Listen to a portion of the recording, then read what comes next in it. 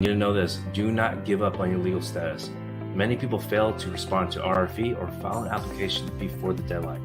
This is why we offer a strategy session for 15 minutes at no cost to you. Not everyone qualifies. First, you need to speak with our CARES team. We receive many requests, so we recommend you answer a few questions on our website, greencardguys.com. Our mission is to help people live and work in America legally. Go ahead and subscribe below and follow and share. Talk to you soon. What's up? Today's topic is the current status of embassies and consulates around the world, okay? Because you guys are still waiting for your legal status, for your visa status to be issued. And you're wondering what the hell's going on. Friends, welcome to Green Card Guys TV. I'm your host, John Ting. I practice immigration law in all 50 states of America and across the world, helping you solve your immigration problem and maybe preventing the problem from happening in the first place. So welcome to the show. I have some information to share with you and just overall, just higher level context, so you have a bit of better understanding of what's going on. By the way, as you can see here, I am a Texas Rangers fan, and I'm a bit later to the show, I think mostly because I was waiting for the package to come in so I can show my gear, okay? Can't really see it on YouTube because of the camera, but at least on TikTok, you can see it here. So I did grow up in the Dallas area, so I know I'm not a bandwagon fan. Let me know in the comments. What did you think about the series? Did you like the series if you watched baseball? All right, so here's the deal. With immigration, if you're outside the United States, waiting to obtain a green card, and specifically just either waiting for the interview, maybe you're already documentarily qualified, you're waiting for that. So you're documentarily qualified, DQ'd, so you're waiting for the interview, or you already had the interview and you're still waiting for the visa. And you may have thought, oh, everything was wonderful during the interview. Like, officer didn't ask me any questions, basically. Like, it just seemed it was like a little bit too easy, right? I mean, that's why a lot of people tell me, oh, I don't need a lawyer at the interview, which you can't anyway at the overseas. But in the United States, I really recommend you have an interview. I mean, have a attorney at the interview at the very least. Prepare you for the interview, okay? That's very important. So anyways, so there's two sets of situations where people are suffering delays. Well, really many different applications, but two different sets. Group of people who are waiting outside the United States, and then another group of people who are in the United States waiting for the legal status. So in general, anything I share with you right now, if you don't know if you should be waiting more time or not, ask us, okay? You're welcome to drop a question down below in the chat box or comment section. We'll try our best to answer, all right? But if you're, of course, if you're asking for a specific country based on a certain visa type application, it's honestly difficult to give you that answer right here on the spot. I can share in general, all right? Just be as transparent as possible. I can share in general what we're seeing, what we're experiencing. But if you want to like a little bit more deep dive into your specific case, I recommend you schedule a strategy session. All right, so do that. Get that scheduled, and then if you're on TikTok, what you can do is you can send us a message, especially if you're at work or driving. Send us a message later. So we'll send you. Still coughing. What the heck is going on? We can send you a phone number or our website so you can answer a couple questions. All right, so we'll point you in a better direction. All right, so here's the deal. Now, for people who are outside the United States and you just got documented qualified, probably in April, May, earlier this year, and you're wondering like, okay, am I going to expect the interview going to happen this year? Because right now it's October 24th, right? So we got 2.5 months left of the year. So, hey, likely not. You're likely not going to get the interview. Now, look, there are differences between consulates and embassies across the world, right? Not every consulate has the same number of employees working for the U.S. Department of State in that country. And also keep in mind that because of the political nature and wars, attacks happening in certain regions of the world, there's going to be an increased delay, unfortunately, right? So, for people in not just Russian nationals, but Ukrainians, now also for Israelis, anyone affected around that area, okay, Palestinians, it's going to have a world effect because even if some people that I've known were able to transfer the case to another country. So I believe someone told us the other day, like they just moved from one of those countries to Dominican Republic, and I'm glad you're able to do that. You're able to have an interview, but for example, that doesn't mean that you'll still get the visa that quickly. All right, so but in general, the U.S. embassies and consulates, they usually treat TCN, third country nationals. So, for example, you're from Russia and you want to have the interview in a different country, typically it's accepted, but there's a priority system, right? They're going to, so if you're in Dominican Republic, they're going to provide those dates. Like if you have a DQ date May 1st, they're going to, if someone in a Dominican Republican um, um, has a same date for DQ, they're going to give the interview to the person who's a native of that country. So just keep that in mind. So they're just trying to. It seems that they're doing a pretty good job in general, even if you're TCN, third country national. But just keep that in mind in case you're wondering what the hell's going on. Did I do a bad mistake of trying to change it? uh, First of all, you probably had to change it anyway because of the situation in your country. It's probably best, but I know that many people have moved to another country, and at least the intent to be temporary. Of course, number one, you may already know this. Number one, check if that country how long that country allows you to stay there, because even if you got document qualified and you may have watched other people on TikTok, other lawyers, or you did some research, I don't know, on the blog or something, and someone says, "Oh yeah, don't worry, it's going to take only 6 months." Yeah, don't rely on that. Like maybe pick one of the considerations. Pick a country, all right, another country where you can stay longer than other countries, if that makes sense, because you wouldn't want to be in a situation where you're stuck having to renew a visa in a country that you didn't really care to be there, and then and it just can be like what we call frustrating, right? Annoying to deal with. So if you had to pick in one country or other, that's just something to consider.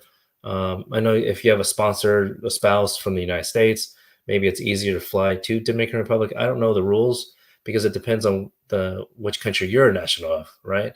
So anyway, that's something to consider because I know people are trying to think of, what are the immigration problem solvers? But sometimes when you try to solve a problem, it may not be a direct solution, but something else to think about alternatively, like a plan B in the meantime. Okay. So, by the way, I appreciate y'all clicking the hearts and clicking the screen for the hearts. But if you appreciate our content, please do that. Click the screen, tap the screen, and click the like button on Facebook and YouTube. Yeah, sorry it's a little late. I see some comments on YouTube. Okay, teacher's not coming today. Sorry, that was a little bit earlier. Um, Bomb, Cash Ross, Peru. I don't have it. I guess the title is. I don't have the. So the in terms of country by country, I see the title is at least on YouTube and Facebook should have been changed a little bit. Sorry about that. So unfortunately, there is no document from the government to say like, oh, okay, I'm going to pick this country. This is how long it says it's going to be DQ'd from DQ to interview. That's just not how it works, unfortunately. Okay, so we just tried to do our best in terms of uh, estimating, I guess you can say, when it could be, right? An idea. But the thing is, it's still not accurate because the Department of State does provide statistics on a number of people who have been issued a visa per month. So let's say right now is October, right? And for September, it should have been issued or published publicly already. But that also doesn't necessarily mean that whoever were issued a visa in September had an interview in September. Maybe 15% of them had an interview 2 months before that. Another 20% people had an interview like 6 months before. So that's why it's not apples to apples in that sense. And unfortunately, the government doesn't provide data on, as far as I know, on how many people were interviewed and how versus how many people, the time duration basically from DQ to interview, the interview to um, visa issuance. So hopefully that helps a little bit. So yeah, I wish I had that magic ball to share that specific answer. Yep, casual Tuesday. Yeah, I had to do it. Go Rangers. It's Rangers don't have much history in the World Series. This will be I think the second time. And if you know anything about baseball, if you don't watch YouTube on what happened in the past, because that was very, like, doesn't even matter if you were a Rangers fan or not. If you watch what happened in 2011 and how we lost the World Series, oh my goodness! I pray for that guy that no one hurt that guy. That was very devastating. Yeah. So, anyways, Bamba on YouTube here. Is timeline I-130 for children under 21 sometime accurate? When you say timeline, if you're all talking about timeline in terms of like what it shows on a USCIS processing table on their website, uscis.gov, yeah, I mean, it's fairly accurate, but that doesn't actually mean that that your case will actually wait that long, right? So let's just say it says 12 months, right? It doesn't mean that you actually have to wait 12 months. Yes, there are still many cases that go past that time, but for a petition, we've noticed, at least for us, it doesn't take as long as it shows on the timetable. Now, for other applications, like a waiver 601A, yes, it will actually take just as long or longer.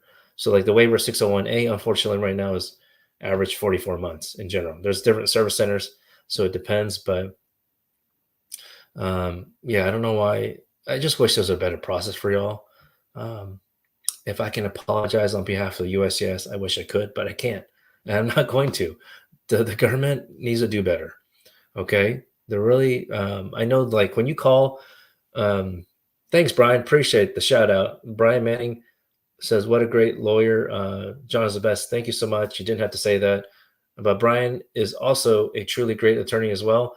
He practices asylum law, okay, across the country. All right. So, of course, if you want to apply for asylum, you have to have entered the United States already and then apply asylum within 1 year of your entry date. Now, anything more than that in terms of question about asylum, please follow Brian Manning on YouTube and YouTube and TikTok at least. All right. I know he has live shows as well, so check out his content. All right. Bamba V on YouTube also says, Bamba V on YouTube says, what does it mean estimated time until case decision 1 week? Its decision can be made between 1 week or more. Yeah, so yeah, it's tough to say, Bamba. I mean, it's because when I've called the hotline reps, okay, the 1-800-375-5283. Yeah, I know it's crazy. I've memorized this crazy stuff. So I called them like 5 times just because they dropped the call. I mean, I talked anyway. Yeah. So anyway, when I talked to the rep before, almost every time I talked to a representative from the contact center, I playfully asked them like, "Hey, this new tool that you guys offer on the USCIS my USCIS page, and when it says decision can be made in X time, like, is that accurate?" And they always tell me, "No, it's not." Like, I don't know, and they have no control. They're like, I hate to call it like this, but well, this is what they call it, tier one. They call it tier one because when we need to escalate something, they call it tier two. So anyway, these tier one folks, they're doing what they can with what they got, but they tell me and it's not accurate, and they know because people always call in like, what the hell's going on, right? So they have a pretty good idea in that sense. Hey, Cash Ross, thanks, Ross. Thank you so much. Appreciate it. Yeah, go Rangers. Yeah, Bamba. Hopefully that helps you to not misrely on that information from my USCIS. All right, so let's see here. Pretty sure there was something else I want to share with y'all about the topic of the day. If I can get my mouse working here.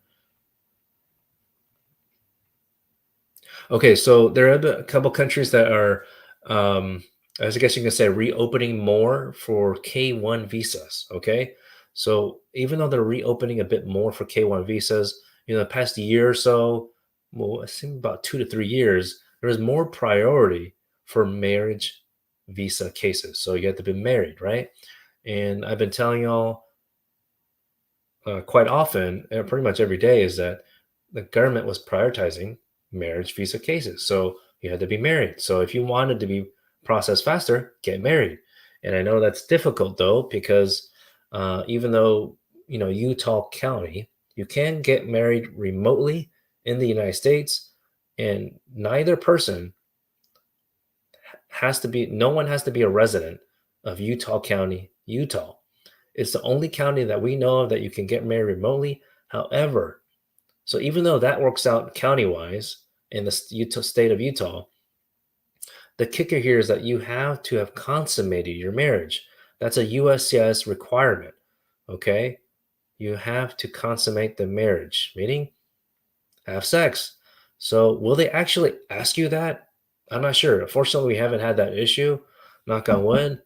But to consummate the marriage, I mean, they have this, I guess, traditional definition that you got to have sex so that you're legally considered married. I think that's honestly kind of strange why they have that requirement, but there's obviously some kind of congressional intent that I don't know of from a long time ago. Okay, so yeah, keep that in mind. Who knows? You could be asked that question if they can figure out that it was a remote marriage done remotely.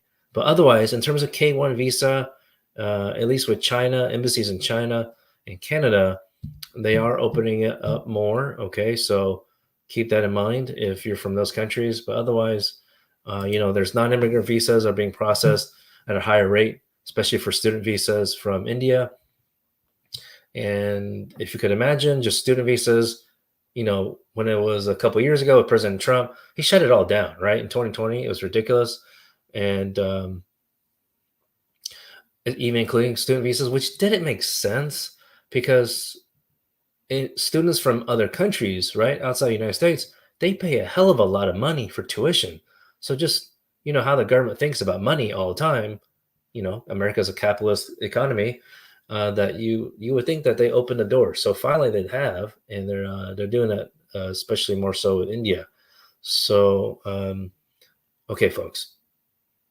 So you can ask questions in the comment section, in the chat box. I will try my best in about a minute or two to answer those questions. Thank you so much for your trust. And just keep in mind, though, that if for some reason I'm not able to answer your question as in depth or at all, I apologize in advance. But give us a call, okay? Don't be shy. All right. Don't be shy at all. Give us a call. Now, will we be able to? What's it called? Excuse me. Will we be able to our team point you in the right direction? They're going to try their best. Look, they can't qualify, they can't automatically schedule every single person for a strategy session, which by the way is no cost to you for 15 minutes. All right, no cost to you for 15 minutes. You can qualify for it. So our cares team will pre-qualify you to see if you're eligible for that. But unfortunately, we can't. If there are situations where we do have a free guide that we believe answers your question, we'll email it to you, right? Because and maybe you might have a question later on after that. I'm sure you will. But just want to give you an idea how we share information, but not always straight to a consultation. All right. We really try to streamline things a bit better because we do receive a lot of inquiries. So thank you so much. All right, what else did I want to share here? So, with that being said, I mentioned earlier on the top of the show that depending on the country that you're located and physically located and your country of nationality, there could be more delays. So, I talk on the show about mandamus lawsuits quite often. Mandamus lawsuit meaning when your case suffers an unreasonable delay, it could be waiting for the interview. So you haven't done. Could be waiting for the interview, whether you're in the United States, 45 application, or outside the United States, or you are, um, but in this situation, what I'm trying to share, yeah, if you're outside the United States, waiting for the interview, waiting for the visa itself, it depends on the country where you had the interview. Okay, mostly, right? Because if you had an interview, let's say you had an interview, and that's out of Poland, Warsaw. Okay, Warsaw, Poland, right? So then, sorry, I got that mixed up. I got all these names. Warsaw, Poland, right? And you're wondering, like, okay, John, it's been like 4 months. I'm getting a little anxious. Yeah, I totally would be getting anxious. Like, I'm just anxious getting sitting here waiting for the World Series to start, right? So, anyways, but seriously, 4 months is a long time, right? Even like a week, because I remember in pandemic, people would ask us, we get the same question: how long will it take to get the visa? Before the pandemic, it would be like average 1 week or less. Now it's not just so much a pandemic, but they're automatically putting people to administrative processing, and now they're like, but the more common situation is that they're putting people on the case status, the CEAC portal online, visa refused. Don't worry, folks. It doesn't always mean like your visa is denied. Okay, so don't freak out. Give us a call. We'll help calm your nerves. But there are situations where the US government is discriminatory. That's just how we operate as a US government. I hate to say, but from certain people from certain countries, they just want to check the check the background a bit longer than they need to. And you would think, if they're going to check the background, why won't they do that before? Like, why spend personnel, resources, and time on on a situation if they were so concerned about the background that they even allow that to be scheduled for interview? I don't know. Doesn't make sense to me. Um, it's just wild to me. But anyways, that's just something to consider, right? So that if I tell, like I share on social media that, yeah, for us, we love to advocate for y'all. We love to file lawsuits. We love to just push the needle. So many attorneys for mandamus lawsuits will say, look, it's not exactly 1 year of a delay for whatever case type, case application. We're not going to file it. We think differently, right?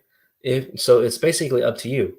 If you're willing to try to challenge the US government, right? Yeah, we have our own chart in terms of timing, but if we say like, oh, it's not quite the amount of time that's traditionally how long we would wait to file a lawsuit, but you're pretty gung ho. You're like tired of waiting. You want to move on in your life. I totally get that.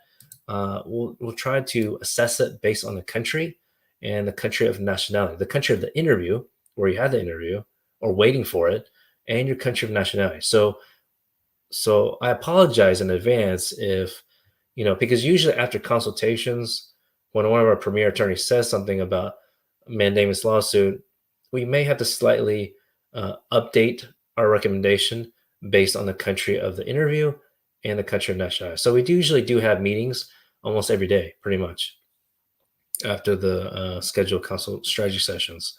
So because we want to give you as accurate as information, and anything that happened like 6 months ago could be different today, right? So it's in like ebb and flow every day of information to keep you updated. So okay, so now another country update, and I'll answer some questions after this. There's just so much information to share, so I won't be able to cover it all. But um, please know that if you're waiting in Nigeria, okay, or you're a Nigerian national waiting in Lagos for the embassy in Lagos, Nigeria, okay, you're probably already frustrated. It's not just for like marriage visa cases, fiance. It's also non-immigrant visa cases. All right, there's significant delays. All right, even even the what's it called? Just waiting for the interview, but also we filed a lawsuit, and now we're having to get the U.S. attorney involved again. and contact the U.S. consulate, the embassy in Lagos, say, come on, dude. The medical clinic already provide the medical exam, which again, our clients already provide the medical exam and they have to redo it because they're so slow. How ridiculous is that? They're so slow that it expires and you have to redo it. So it's very frustrating. Okay, so that's why, folks, I have the thought of don't wait so long. Okay, if you have an idea, like, I don't know. I don't know if they're really going to do anything for me. If the government's going to do something for my case, first of all, if you have that idea, yeah, you're right. Likely not. Okay, because there's plenty of people on a live show comment, ask questions, and it's been like 3-4 years in general for any case. It shouldn't take that long. Okay, you pay a fee. You paid for a decision in a case. Look, of course, you're hoping for an approval, but just because you paid a fee for an application and answered a few questions, that doesn't mean you're going to get approval. So the government has to verify eligibility, things like that, which is what lawyers, our team, would do before you would file. So on that note, I could go on and on, but for example, in Lagos, at least with visitor visas, it's waiting 438 days. Okay, no, unfortunately, it doesn't have the State Department website does not show wait time for immigrant visas, but they do for non-immigrant visas. Go figure. Of course, they do something like that. So, that's interesting. In Manila, Philippines, for visitor visa is 120 days. Okay, let me just pick another one. Yeah, I figured. In Tokyo, Japan, it's 8 days, right? Because just less people applying. I kind of figured, to be honest, to be honest, I don't know really, but it just seems based on our just the trend in terms of population, people moving from certain countries that Japanese nationals don't. I guess they like where they live. They haven't moved because it's pretty quick, 8 days for a B1 B2 visa interview. By the way, folks, if you're just now joining the show, welcome. My name is John Ting. I practice immigration law in the United States, in Houston, Texas. And yes, we have an office. All right. We have a physical office. Okay. You can come visit. Okay. In Houston. There's a lot of great food. So we can come hang out. We can take you out to eat. But I get it. We do help a lot of clients across the world. Okay. You can live in any state. It'll be our pleasure to assist you. All right. If you have any questions, point you in the right direction. There is no obligation to hire.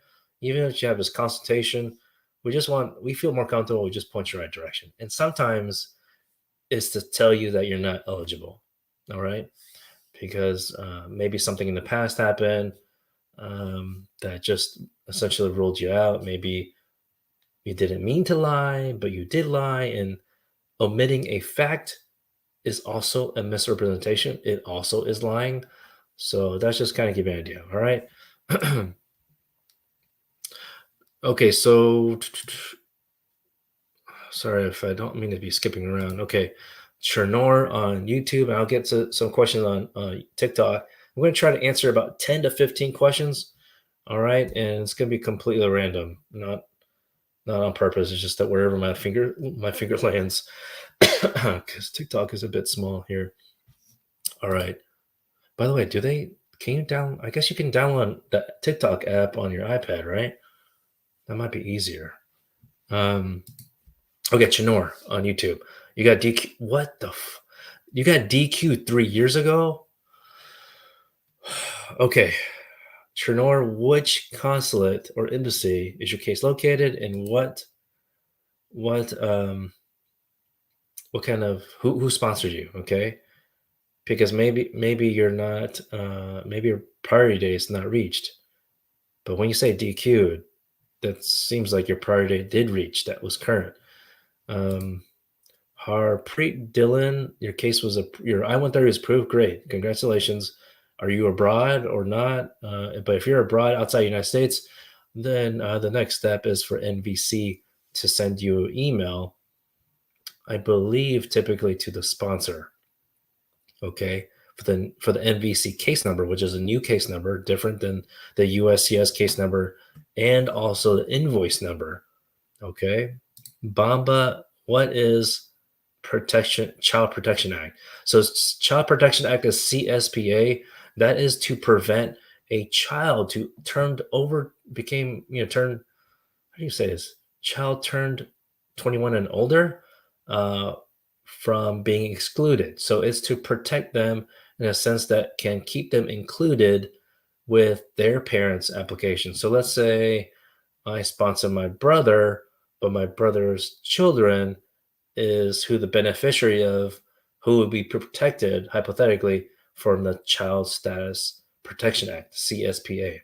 So there's a lot of dates and whatnot to consider in their government calculation for this, but it's not quite simple. So I know a lot of people ask us like, "Hey, can you figure this out?" Happy to do that, but we need certain information.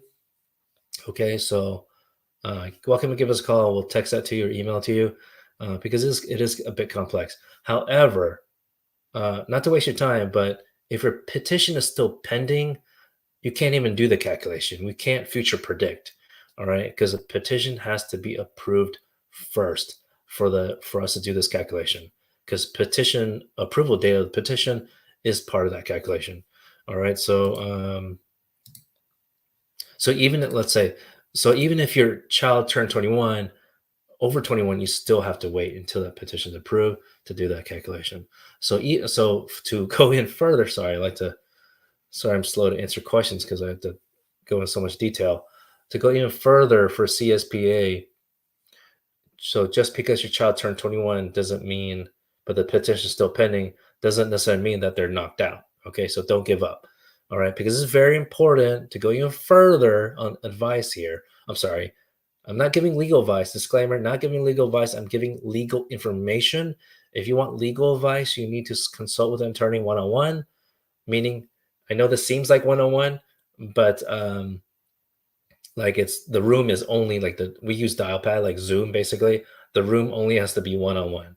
Okay, so we can just freely share advice, okay, and facts basically. So, but we're just here on YouTube, just trying to point you in the right direction as quickly as possible.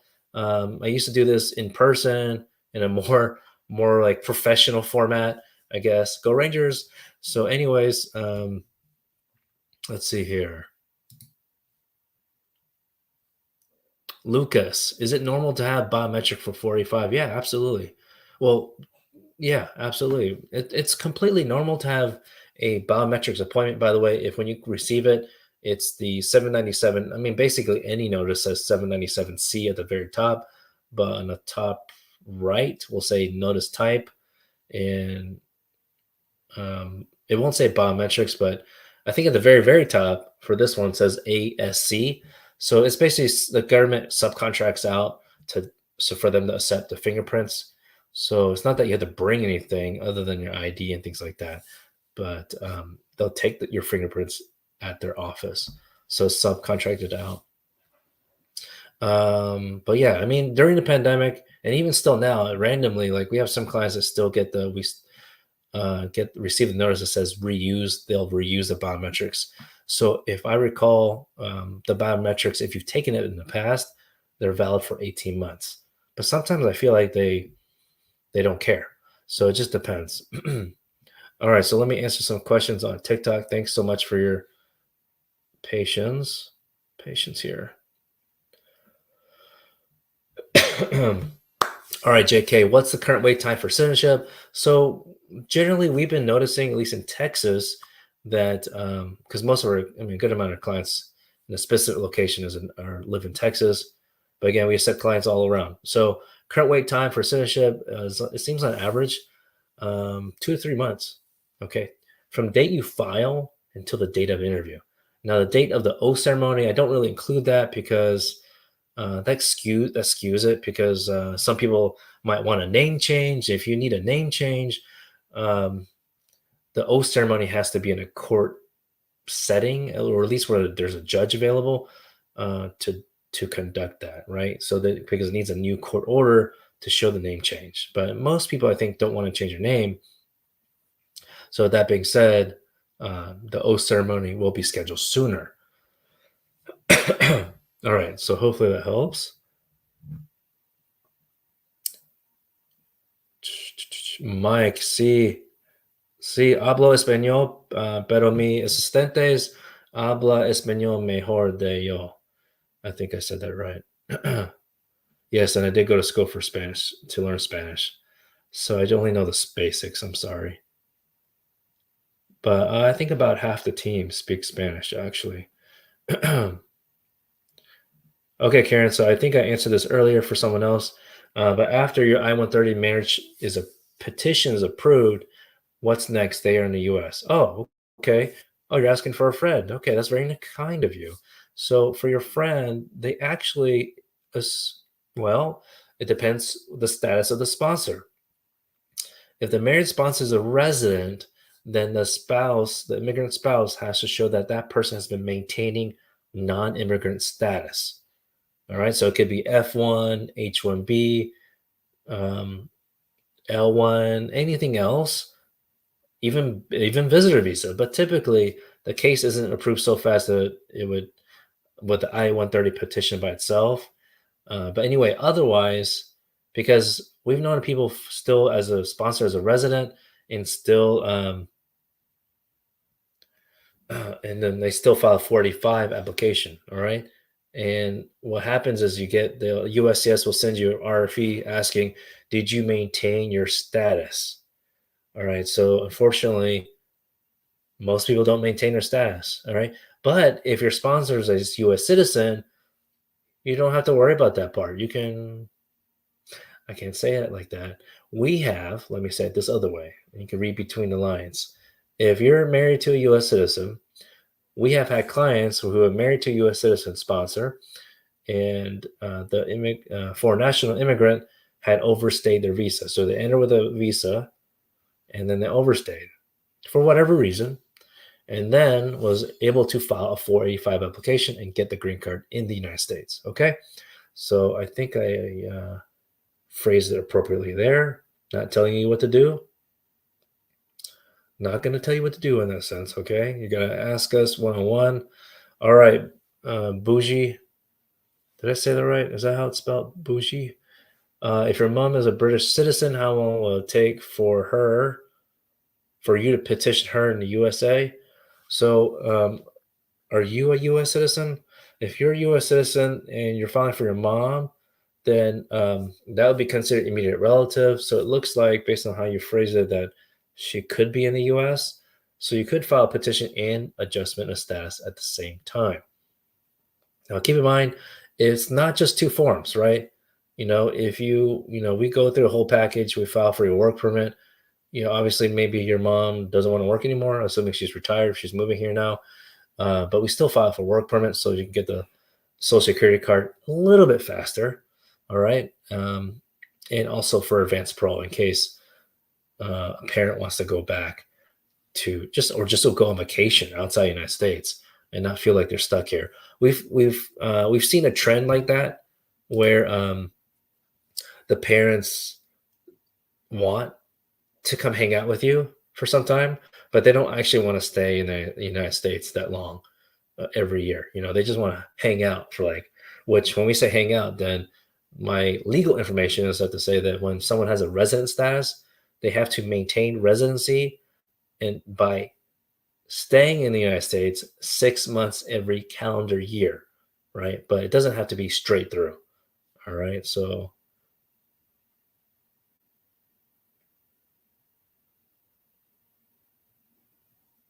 let's see.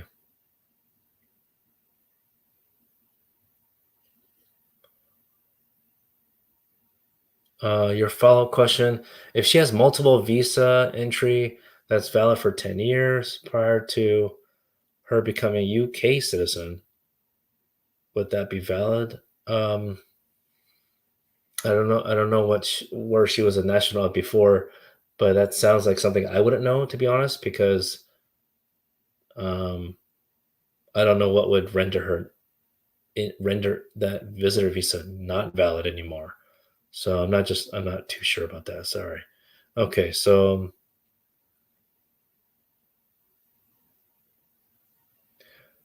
Great question. DIY Zara on TikTok.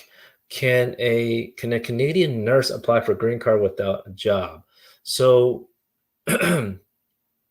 so for some, for example, like TN visa does allow for registered nurses, but you still need some kind of sponsor.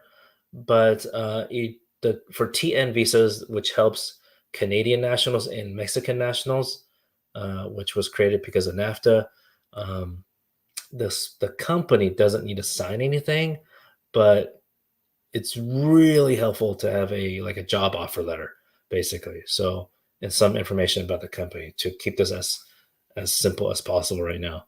Let's see here.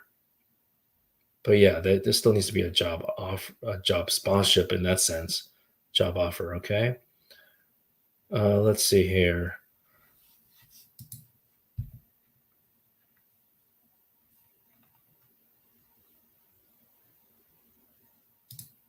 Carter and Lex TV on YouTube. USC wife has been living in subsidized housing for 9 years before we met. Now, due to low income, will that affect case even with joint sponsorship?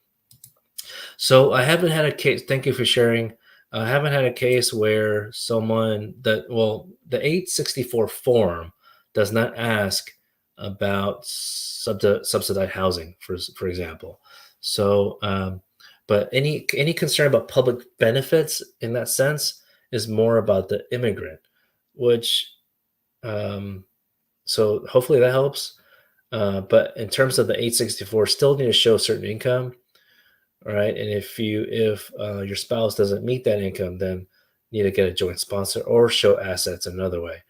But if there are probably no assets, if in or low assets in that sense, if your wife signed up for subsidized housing. So, but if you're in a different situation now, then that's different. So because the government doesn't even ask about all that history from the past 9 years. By the way, folks, I do want to share here on live show, especially for folks on YouTube and Facebook, because we had someone, a fan, ask the other day that when you ask a question here on the show, and I click your name here because it shows that the question, it is recorded, so it will be live. I just want to be just upfront about that. So if you don't want to ask a question because of it, I totally understand. Um, I just want to share in case you share a bit more than you intended to. So TikTok, I think it goes away. It doesn't. I don't think it saves. But I mean, I guess a TikTok server has it. But anyway, just want to let you know. Annie India, did you change your name, Annie, on YouTube? I think so. Andy India, your Noid copy for Vawa got lost. Oh my god. Oh, got lost. It's been 4 months now. Can the case? I'm sorry to hear that. Can the case be reopened at a later time? It's gonna be difficult. Maybe Noid. You don't know. It was a final decision. Um,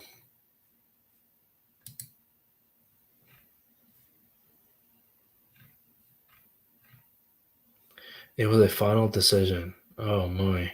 So noids are not final decision. It may seem like it by the language they share on there, usually the first paragraph. But it's a notice of intent to deny, but you still have a chance to respond. Otherwise, they would just say denial, right, or decision notice. But they're still giving you a chance. But the problem for Annie in India is that she lost. She doesn't have a copy of it. Uh-huh. So, Annie, I didn't know you actually left. I do remember you talking about it, but so I don't know who's helping you with the mailbox, right? So that's an issue because they don't email it to you, unfortunately, which they should. Oh my goodness, it's freaking crazy. Email has existed for how many years? You would think USCIS.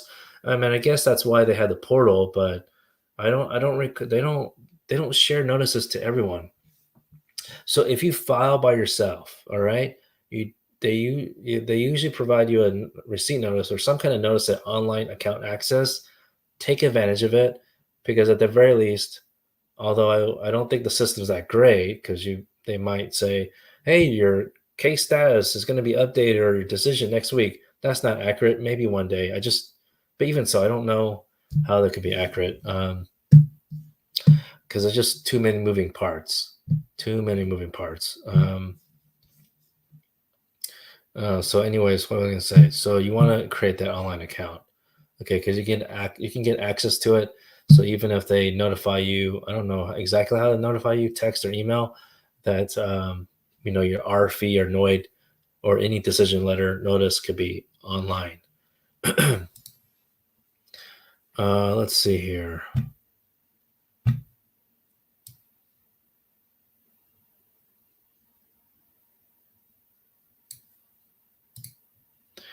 Okay, Bumba. Yeah, thanks for responding to Lucas. Lucas asked, USCIS sent me an RFE for joint sponsor.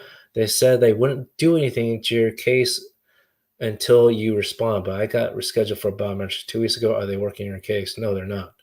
You have to respond to RFE, and then they will resume working your case. This is like separate from biometrics. Okay, biometrics is really for something else, like your work permit, for example, and your green card. But like they still need documents. Biometrics is more so for checking your criminal background history. All right, that's for different reasons. So even though they sent you a biometrics notice, that doesn't mean like they resume processing in the general for your like bigger case. All right, so get that evidence in as soon as possible. So this is a great reminder for y'all that if you get a request for evidence document, okay, they tend to be longer for employment-based cases like L visa, H-1B, but for family-based, if you get a long one, like multiple pages for a family-based, then you definitely need. And in general, that's a sign that you should hire a lawyer. Okay, that's a sign, right? Because USCIS has been waiving interviews for people. So, fortunately, a majority of our cases, the interview gets waived. I don't know. We have a proven checklist. Okay, we conduct due diligence on cases. We verify everything's accurate. So that give you an idea. All right. So proven checklist. In some scenarios, we have to think outside the box for folks because you may not have something on a checklist, and that's okay as long as you're trying. We have some clients, to be honest, that like completely refuse to get X ABC doc, and our team's like, well, that's a bit strange. Like if someone says, I don't want to have a joint bank account with my spouse, then that's a red flag, right? Like, how is the government going? If you can't even trust your spouse, how is a government officer going to trust both of y'all? Think about it that way. All right. Let's see. Chinor says your dad is a U.S. citizen. He's your sponsor. Your dad's U.S. Okay, so how old are you then? Are you under 21 or are you still an immediate relative or your family preference? That's where the consideration is. If your family preference category and I believe F1 or F3, then you need to check your visa bulletin. All right. Because they're not going to schedule you. So there's another update about the topic of the day. They're not going to, the embassy or consulate is not going to schedule you for an interview until, oh gosh, until your prior date reaches on the visa bulletin. Okay. If you don't know how to read it, then on YouTube, at least, I do have a video that explains it. Oh man, it's been a couple of years, so I probably need to update it. And I know I need to do one for y'all on TikTok. Let's see here. Thank you so much for your questions. I'm going to answer a couple more and do it completely random. Hamesh Palmer. Hamesh Palmer asked, "Do I assist with asylum?" We do not assist with any new cases for asylum. We have some older ones that we still were finishing up, but in terms of like a business practice, we're just referring that to other attorneys. Actually, Brian Manning was on live uh, mentioning us, and his firm, Manning Law Firm in Texas, they handle only asylum, and he used to work for the government actually as an asylum lawyer and with the State Department. So, as always, any referrals that we may provide, you want to conduct your own due diligence and make sure you're comfortable with them. Okay, that you're confident in their abilities and whatnot. Yeah, but he's on TikTok and YouTube as well. Thank you, Hamash. Uh,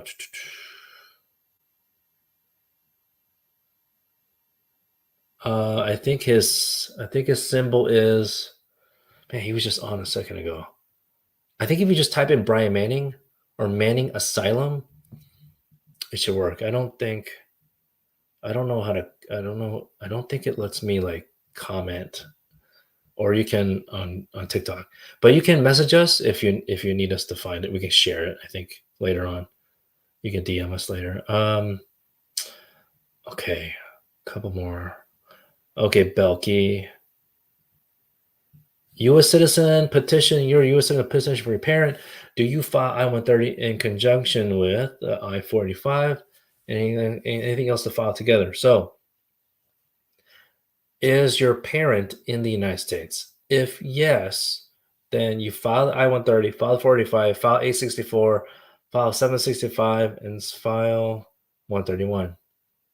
Sorry, did I go too fast? I think that's 5 forms right there. No other attorney is going to tell you, okay? I just told you.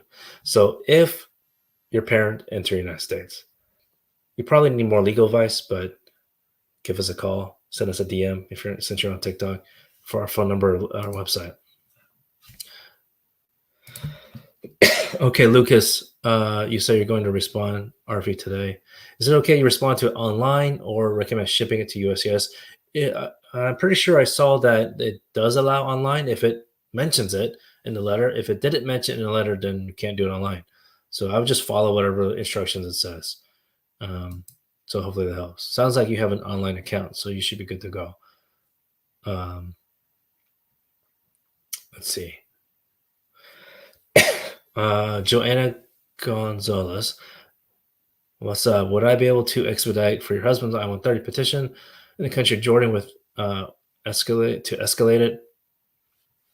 You're not sure. Well, thank you for asking. It depends. We do offer a guide about this expedite request. So if you want to text us, Joanna, or give us a call, ask for that expedite guide, we're happy to send it. You're on YouTube, so unfortunately there's no like quick messaging on there for the link.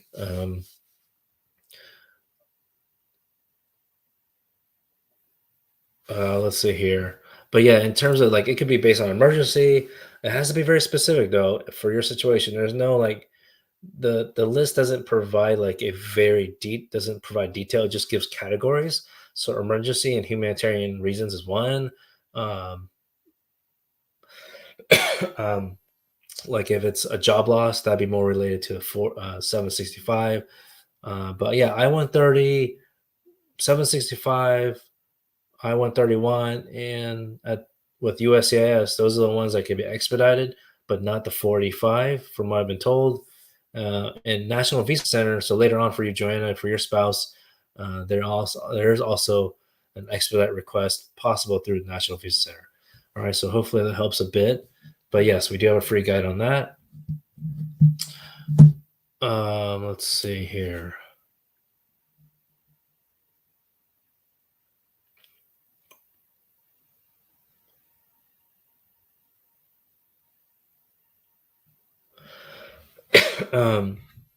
Okay, on TikTok, Shah says, based on USCIS error, how long have I seen 290B take in our experience? A rough timeline. USCIS error or something else, a hell of a long time. Okay, employment based, family based, it can take a hell of a long time. So, but you have to file the 290B. You might feel like you're stuck. I mean, you likely are. If you're wondering, do I file 290B or do I file a new case?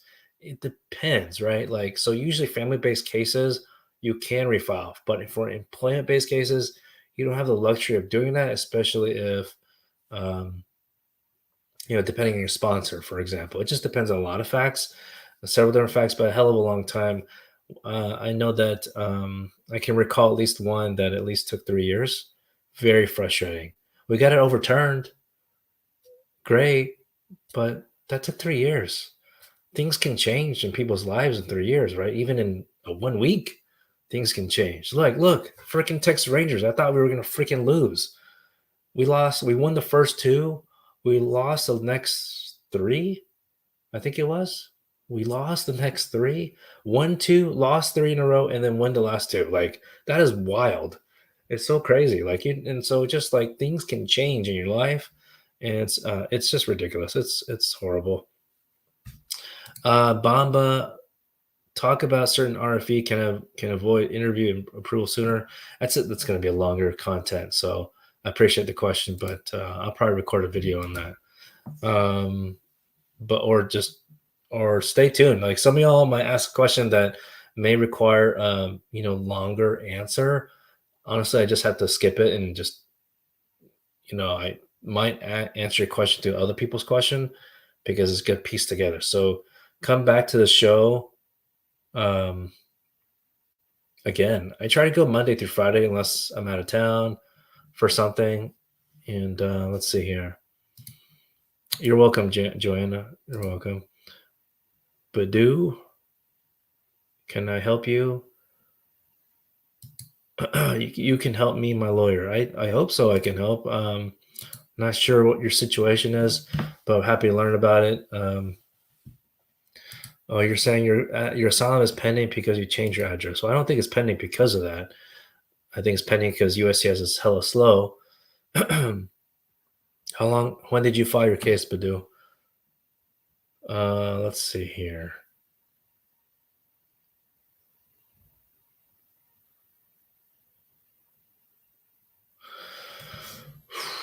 Let's see here.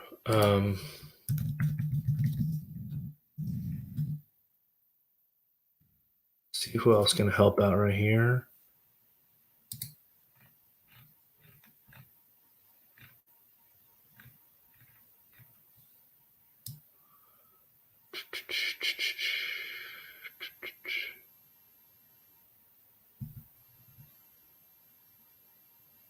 All right, so someone asked about. Oh wow, that's a translation option. If you get married to a green card holder who's going to the military, can you adjust your status? Now, there's a couple things there. Number one, in general, yes. But as I mentioned earlier, Kishan Brown, if your sponsor is a green card holder, resident holder, you have to maintain your status as a non-immigrant visa. So I highly recommend. Okay, so if anyone is not familiar, so military parole in place. So Kishan, there's also something called military parole in place. So if you had entered America without a visa, then military parole in place will benefit you so that you don't have to exit the United States for the interview. But keep in mind, it's a lot faster if your spouse is a citizen. But not just faster, but also you don't have, as a sponsor, as a citizen, you don't have to prove that you've been maintaining status because maybe you haven't. But if you enter U.S., sorry about that, folks. But if you enter U.S. with a visa, then you don't need military parole in place. So if you're more asking about like, well, if you have a military family member, will it be faster in general? No, not necessarily. I mean, it's already pretty fast right now. Who knows what's going to happen next year in a couple of months? But yeah, hopefully that gives you an idea.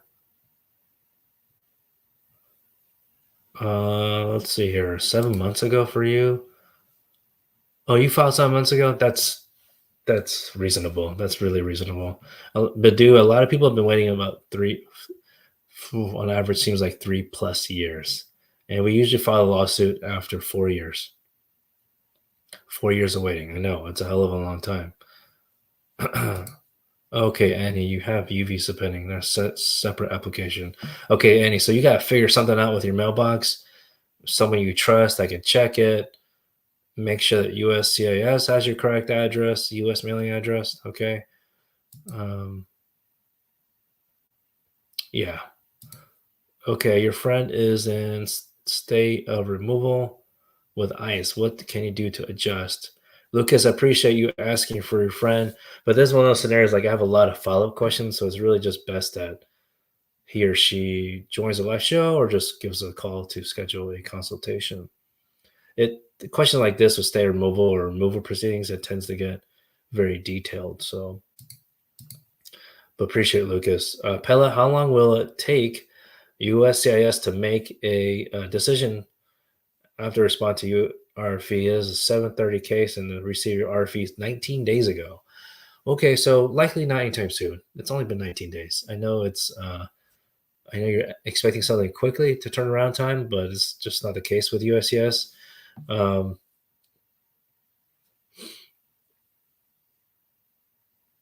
So that kind of give it.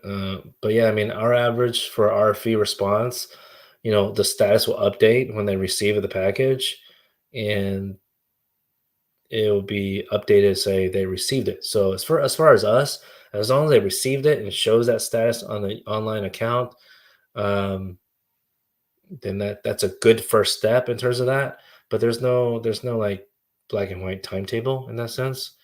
But I would say if it's at least 6 months still waiting, then let's have that conversation if we need to file a lawsuit. Hopefully not.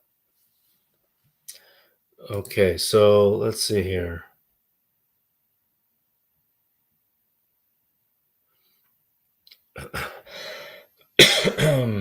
Just a couple more questions. Thanks so much. By the way, if you're on the live show and you have not contacted us before, we do offer a strategy session for 15 minutes at no cost to you. Don't be shy. It's no obligation to authorize us to help you. It'd be our pleasure to assist you. But we're happy to point you in the right like one direction or a new direction to get your case moving, or at least give you an idea of what you need to do.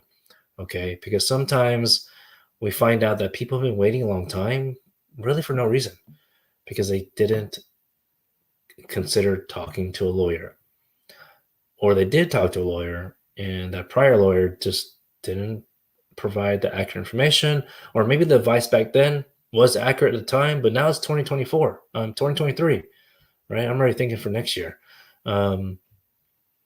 It's 2023. So anyways, hopefully that helps. You really don't delay yourself and make a decision just to talk to a lawyer. All right.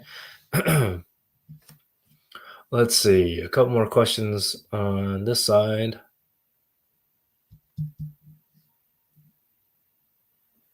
When can you file a 751 form? You can file it. So if you have a conditional resident status, all right, that's valid for 2 years, and you have a 3-month window to file it. All right. Your conditional residence for 2 years. So that means 24 months. You have a 3-month window to file that application between 21st month to 24th month. Now, if you're late, hot tip, if you're late and you're like, oh shoot, it's the 25th month. Oh shoot, it's the 30th month, and you haven't filed it, you need to get on the ball ASAP and file it ASAP. Okay. And if you're getting separated or divorced, yes, the instructions say you need to have a divorce order, but you really need to file the 751 as soon as possible, even if it shows waiver, okay? Because if you don't file it on time, there there is a possibility that your case will be referred to immigration court. Does it happen for everyone? No. Okay, some of y'all get lucky, but you don't want to risk that happening. So I know a lot of y'all are like around the 21 to 24 month mark. And you're like, should I file jointly, married, or separately? I don't know what it is, but like you don't want to be married anymore. To each their own. It's your own life, right? But I don't know why. Because people tend to delay on that decision, and then they don't even file the form, the 751. So just keep that in mind. Um, hmm. Keep that in mind, okay? Because we get a lot of inquiries about that when people need to file that form and then get referred to court. Let's see here. Oh my Chantel. 797 for I want 30, 45, and two others. Yeah, probably for the 765 and the 131. Got the receipt number, but no A number. That is strange. That is strange because even I-130s by itself, people get an A number. This is what I'm talking about, folks. USCIS is not thinking straight. They're not thinking straight. Okay, so sometimes they copy and paste things from a prior case, a prior different applicant, and you're like, "What the hell is this? What is this information?" We have that happen, and then clients will be like, "What the hell happened? I don't know. Just officers not paying attention, I guess."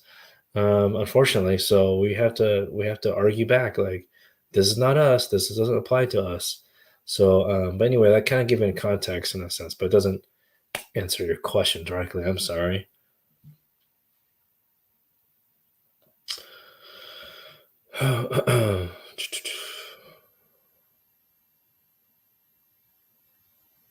Let's see. Absolutely. And by the way, folks, if I was able to share some kind of value, some kind of guidance for you, even if it's a short period, we do appreciate your feedback. If you can go to Ting Law Club, sorry, uh, reviewtinglaw.com, we greatly appreciate it. Okay. Appreciate your feedback. Um, let's see here. By the way, and also just in the meantime, before you go to that website, click the screen on TikTok if you appreciate it, or Facebook and YouTube, and you click the thumbs up. Okay, I can answer two more questions. I really love answering questions, so two more. Some just um, user asks, "What do I do now? I did overstay your last visit 188 days. Well, I don't know, user. Are you in the United States now, or you're out? If you're in the United States, well, regardless, um, if if it's been more than 180 days, but less than 365 days of overstay, then you're going to be subject to a 3-year bar when you leave the United States. So some people might think, oh, well, shoot, I have 188 days, but I haven't left the United States. Well, then you haven't triggered it. It only triggers by law against you. And not saying trigger, not meaning like an officer is going to send you a paper right there. Like it's just in your history, right? Like because eventually in a future application, you need to write in the dates of entry and exit, right? And you have to prove it, like your flight itinerary or something, your flight ticket. So hopefully it helps. But if you overstay more than a year, 365 days, then it's a 10-year bar. Which, by the way, there are waivers available, but not everyone's qualified for it. It just depends, which we'll cover in this separate video. Because I gotta get through this. All right, Shohab, thanks for commenting. Your situation is different, Shohab. So, but in general, if someone has a pink slip, visa refusal, admin closing. In general, some people have been waiting like average 4 to 6 months. Some people like 2 years, 3 years. So that's why Mandamus lawsuit could be helpful. But your situation's is pretty much different, and you know that. So, so it's not as broad as you are stating there. Let's see. All right, I think this might be the last question. You're over 21 and your visa bulletin is current. That's great. Uh-huh. So what's up with yours? Let me go back to your prior comment. Chernor. Okay, I think I found it. Yeah, okay. I saw you. I see you. You were DQ 3 years ago. Okay. So you said it's current. All right, let me check out the visa bulletin right now. See if I can find it. What country? You say share what country you're out of?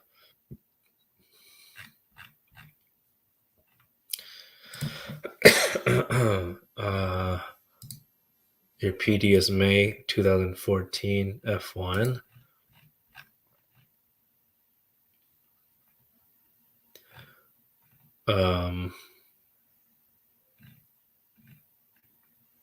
Yeah, 2014.